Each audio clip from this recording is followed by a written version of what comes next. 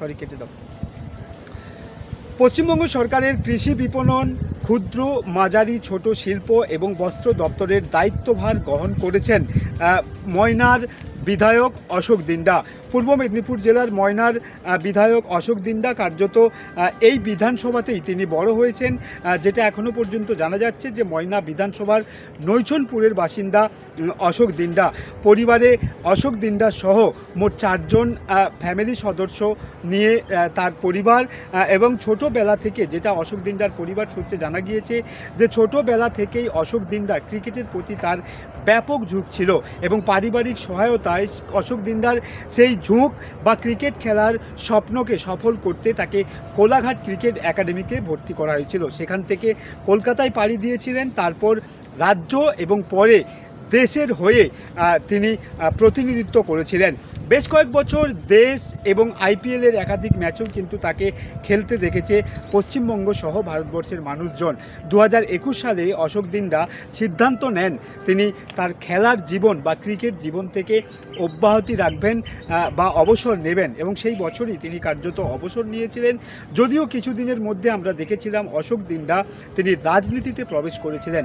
তৎকালীন বিরোধী দলনেতা শুভেন্দু অধিকারীর হাত ধরে ভারতীয় জনতা পার্টি জয়েন করেছিল, এবং 2021 সালেই পশ্চিমবঙ্গ রাজ্য বিজেপি নেতৃত্ব তারা অশোক দিন্ডার উপর ভরসা করে ময়না বিধানসভার বিজেপি প্রার্থী করেছিলেন অশোক দিন্ডাকে।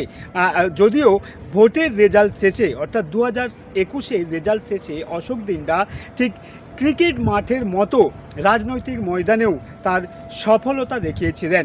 সে বছর ডক্টর সংগ্রাম কুমার দোলই তৃণমূল প্রার্থী, তাকে বিপুল ভোটে হারিয়ে ময়নার বিজেপি বিধায়ক হয়েছিলেন অশোক দিন্ডা। ঠিক একইভাবে 2021-এর ন্যায় 2026-এও বঙ্গ বিজেপি নেতৃত্ব অশোক দিন্ডার ওপর ভরসা রেখেছিল, এবং এবছরও তাকে ময়না বিধানসভার প্রার্থী করা হয়েছিল। পরক্ষণে, অর্থাৎ রেজাল্ট আসার পরেই দেখা যায় 2021-এর ন্যায় 2026-এও অশোক দিন্ডা বিপুল ভোটে জয়লাভ করেন। তার প্রতিদ্বন্দ্বী চন্দন কুমার মণ্ডলকে হারিয়ে তিনি কার্যত ময়না বিধানসভার বিধায়ক হন। তবে এবারে আর বিধায়ক নয়, বঙ্গ বিজেপি নেতৃত্ব তারা এই অশোক দিন্ডার ওপর ভরসা রেখেছেন, তাকে মন্ত্রিত্ব দিয়েছেন।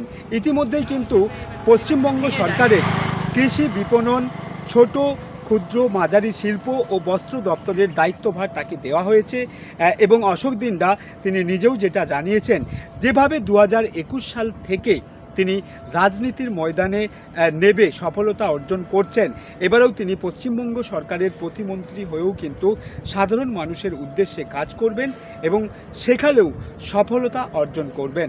অশোক দিন্ডার ক্রিকেট জীবন থেকে রাজনৈতিক জীবনের এই ইতিহাস পশ্চিমবঙ্গের মানুষকে সত্যিই আবেগপ্লুত করে বলেই এমনটা মনে করছেন অশোক দিন্ডার গ্রামের মানুষজন।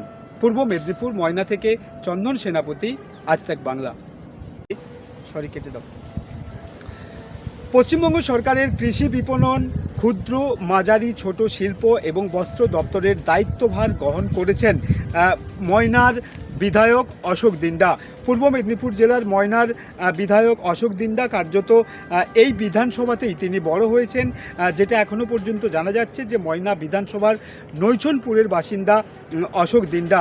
পরিবারে অশোক দিন্ডা সহ মোট 4 জন ফ্যামিলি সদস্য নিয়ে তার পরিবার, এবং ছোটোবেলা থেকে, যেটা অশোক দিন্ডার পরিবার সূত্রে জানা গিয়েছে, যে ছোটোবেলা থেকেই অশোক দিন্ডা ক্রিকেটের প্রতি তার ব্যাপক ঝোঁক ছিল এবং পারিবারিক সহায়তায় অশোক দিন্ডার সেই ঝোঁক বা ক্রিকেট খেলার স্বপ্নকে সফল করতে তাকে কোলাঘাট ক্রিকেট একাডেমিতে ভর্তি করা হয়েছিল। সেখান থেকে কলকাতায় পাড়ি দিয়েছিলেন, তারপর রাজ্য এবং পরে দেশের হয়ে তিনি প্রতিনিধিত্ব করেছিলেন।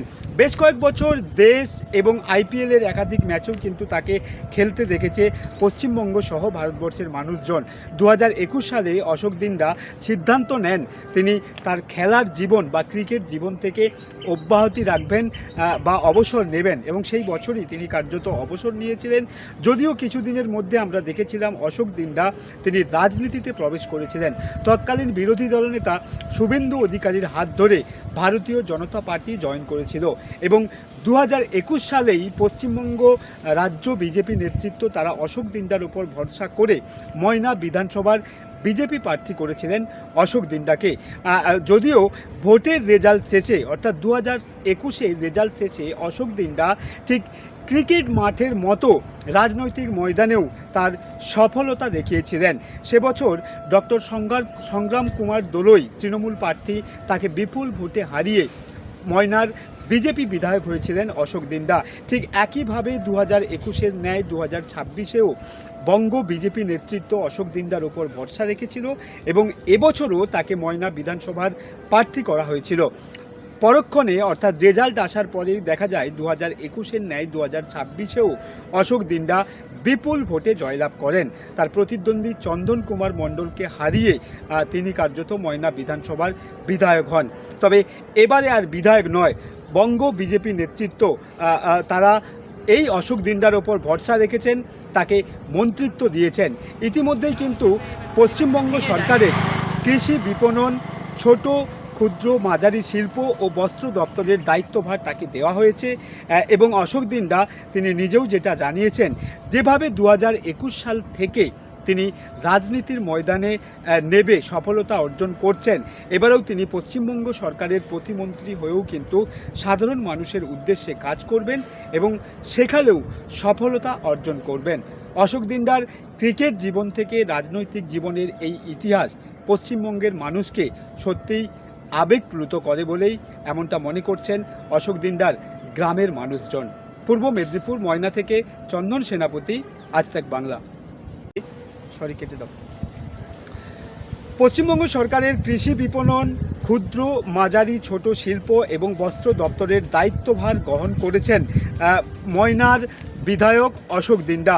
পূর্ব মেদিনীপুর জেলার ময়নার বিধায়ক অশোক দিন্ডা কার্যত এই বিধানসভাতেই তিনি বড় হয়েছেন। যেটা এখনও পর্যন্ত জানা যাচ্ছে যে ময়না বিধানসভার নৈছনপুরের বাসিন্দা অশোক দিন্ডা।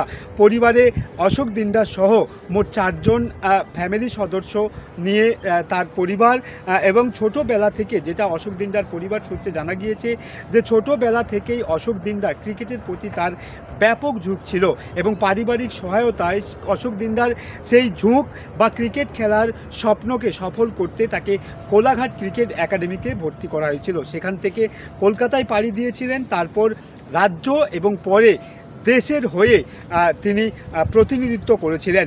বেশ কয়েক বছর দেশ এবং আইপিএলের একাধিক ম্যাচেও কিন্তু তাকে খেলতে দেখেছে পশ্চিমবঙ্গ সহ ভারতবর্ষের মানুষজন। 2021 সালে অশোক দিন্ডা সিদ্ধান্ত নেন তিনি তার খেলার জীবন বা ক্রিকেট জীবন থেকে অব্যাহতি রাখবেন বা অবসর নেবেন এবং সেই বছরই তিনি কার্যত অবসর নিয়েছিলেন। যদিও কিছুদিনের মধ্যে আমরা দেখেছিলাম অশোক দিন্ডা তিনি রাজনীতিতে প্রবেশ করেছিলেন।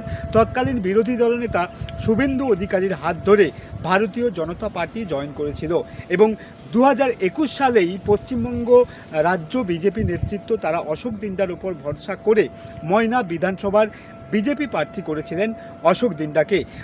যদিও ভোটের রেজাল্ট শেষে অর্থাৎ 2021 রেজাল্ট শেষে অশোক দিন্ডা ঠিক ক্রিকেট মাঠের মতো রাজনৈতিক ময়দানেও তার সফলতা দেখিয়েছিলেন। সে বছর ডক্টর সংগ্রাম কুমার দোলই তৃণমূল প্রার্থী, তাকে বিপুল ভোটে হারিয়ে ময়নার বিজেপি বিধায়ক হয়েছিলেন অশোক দিন্ডা। ঠিক একইভাবে 2021 ন্যায়